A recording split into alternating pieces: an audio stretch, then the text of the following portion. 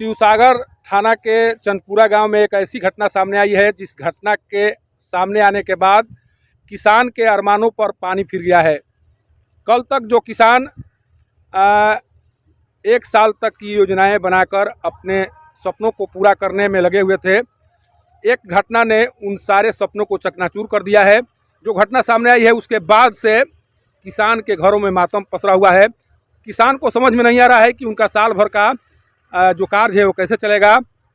चंदपुरा गांव के खलिहान में एक किसान की फसल रखी हुई थी और रात में उस फसल में आग लग गई। कोशिश की गई उस आग को बुझाने के लिए, लेकिन कामयाबी नहीं मिली। जितनी भी फसलें यहाँ रखी गई थी सब जलकर राख हो गई। हमारे साथ किसान हैं, उनसे बात कर जाने की कोशिश करेंगे कि ये घटना कैसे सामने आई और इस घटना में कितना क्षति हुआ है। इनसे बात कर जाने की कोशिश करते हैं। सर नाम बताइए सर। सबसे तो पहला मेरा नाम आलोक कुमार दुबे हुआ और हम ग्राम चंदनपुरा के किसान हैं। और इस घटना को हम करीब 11 बजे का करीब में हम जाने हैं और 11 बजे के बाद जानने के बाद जब देखे कि पूरा हमारा जो बोझा है धान का वो काफ़ी क्षति हो चुका था, तो फिर हमने अग्निशामक को फ़ोन किए और अग्निशामक वाले आए और वहाँ आने के बाद फिर आग पे किसी तरह काबू पाया गया। करीब करीब मेरा 7 से 8 एकड़ का नुकसान हुआ है और हम लोग के यहाँ 2 लोगों का यहाँ पे इस खलिहान में था। एक हमारे चाचा हैं राम सेवक दुबे जी, जो कि उनका भी 5 एकड़ का मान के चलिए कि उनका भी नुकसान हुआ है। अच्छा, कैसे आग लगी होगी, क्या लग रहा है आपको? तो हम इसमें देखे नहीं, लेकिन हम जब जगे तो देखे कि मेरा आग जल रहा है, तो हम देखे नहीं तो कैसे बता सकते हैं कि कैसे लगा है।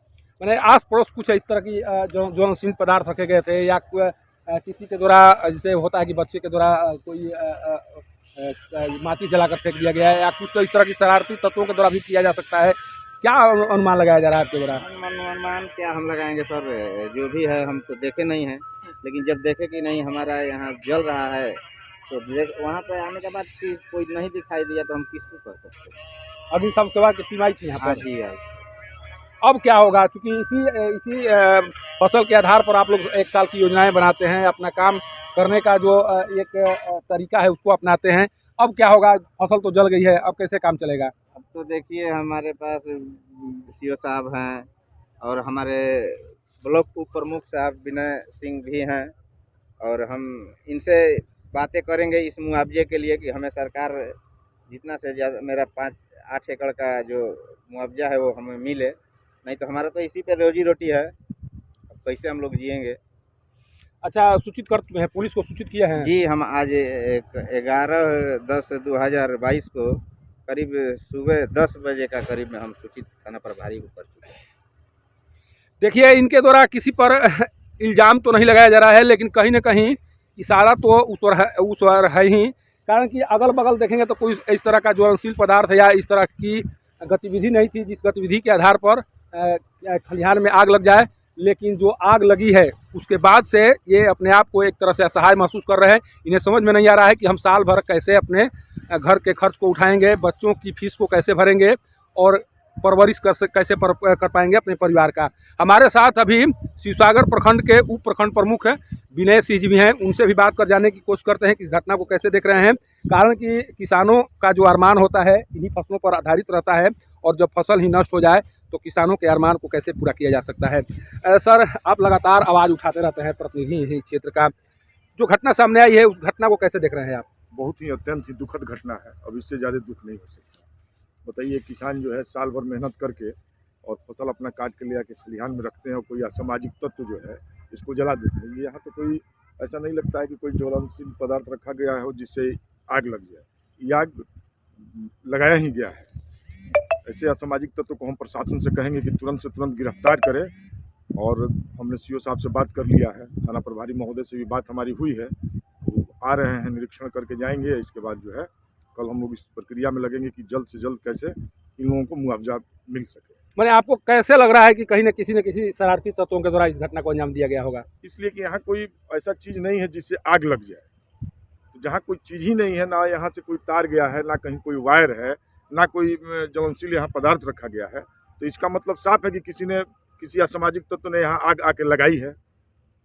तो आपको भी देखने में प्रतीत हो रहा है, आप इतने बड़े पत्रकार हैं, पूरा जिला में घूम घूम के पत्रकारिता करते हैं, तो यहाँ तो साफ लग रहा है कि किसी ने आग लगाई है। तो हम प्रशासन से कहेंगे तो उस असामाजिक तत्व को तुरंत गिरफ्तार किया जाए। अच्छा, एक चीज़ बताइए, आप प्रतिनिधि हैं, किसान परिवार से भी ताल्लुक़ रखते हैं। जब इस तरह की घटना किसानों के साथ होती है तो किसानों को कितनी मुश्किलों का सामना करना पड़ता है इस तरह की घटना के बाद? बहुत मुश्किलों का सामना करना पड़ता है। तो हम बचपन में हमारा ही गेहूँ जल गया था, तो हम लोगों को गेहूँ जो है किन के खरीद के खाना पड़ा और साल भर का बजट बिगड़ जाता है। अब इसमें था ये, यहाँ दोनों आदमी का मिला के लगभग 12-14 एकड़ का फसल था। 14 एकड़ का फसल ही खाने का है। इसमें कुछ श्रमिक जो थे जिन्होंने काटा था, उनका भी फसल बर्बाद हो गया। अब वो तो श्रमिक जो बाहर से आकर के यहाँ धान कटनी कर रहे हैं, वो बेचारे तो जाएंगे कहाँ कैसे? तो ये लोग तो, इनका तो डबल नुकसान हो गया।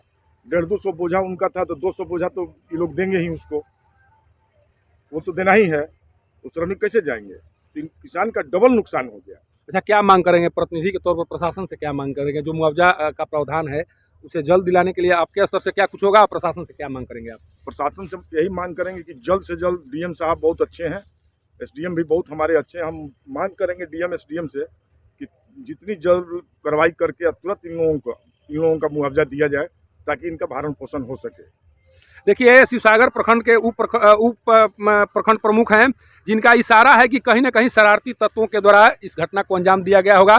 ये आशंका जाहिर कर रहे हैं प्रशासन और पुलिसकर्मी से, पुलिस वालों से मांग कर रहे हैं, थाना प्रभारी से मांग कर रहे हैं कि इसकी तहकीकात एक सही तरीके से हो, ताकि जिनके द्वारा इस घटना को अंजाम दिया गया है उनको चिन्हित किया जा सके। देखिए, जिस तरह से यहाँ ये दृश्य जो दिखाई पड़ रहा है, उस दृश्य को देखकर आप भी सिहर उठेंगे, कारण कि पूरे साल भर का अरमान इसी पर सजोए रहते हैं किसान। लेकिन जैसे ही ये अरमान ध्वस्त हुआ, उनके सामने इस तरह की मुश्किलें आ गई हैं कि उन मुश्किलों का सामना शायद साल भर ये नहीं कर पाएंगे। अगर प्रशासन की ओर से मुआवजा नहीं मिला तो इन्हें अपना घर का खर्च चलाना मुश्किल हो जाएगा। आगे जो भी खेती बाड़ी का कार्य है वो भी प्रभावित होगा। और जो प्रखंड उप प्रमुख हैं, जिनके द्वारा साफ कहा जा रहा है कि प्रशासन को इसमें गंभीरतापूर्वक सोचना चाहिए और काम करना चाहिए।